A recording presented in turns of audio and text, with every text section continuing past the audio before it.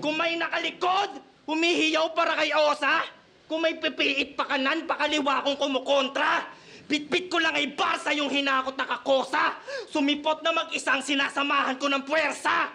Sinudya na maka-Osa! Taas kamay! Nakaantabay! Nakisakay! Kadigit at di nag-god pa! Pwes ay kasama nyo nagbibigay at ihimlay kapag tinanggalan ko ng suporta. Tatagilid na yung lagay, sabay-sabay ang nakakapit pa kay Osa. Hanggang hindi nyo masakyan ngayong ako nagmaniobra. Sa tagal mo nagpapapansin kay Arik, tinapat ka sa isang beses lang bumatel, pagbalik hindi humina.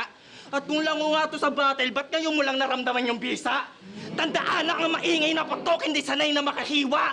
Alam nyong mas delikadong magpasabog tong di nagpapakita. Lakas din ni Oxmag ah. Ganda ng ano niya.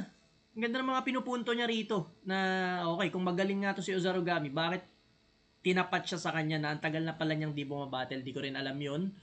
So matagal na raw di bumabattle si Oxmag. Tas pagbalik, no, hindi raw siya humina. Ang ganda nun. Contrasting dun sa sinabi niya. Kumbaga parang kinontra niya yung sinabi ni Ozarugami na ang tagal niya na sa eksena tas hindi siya nag-i-improve. Gandang balik nun. Diba?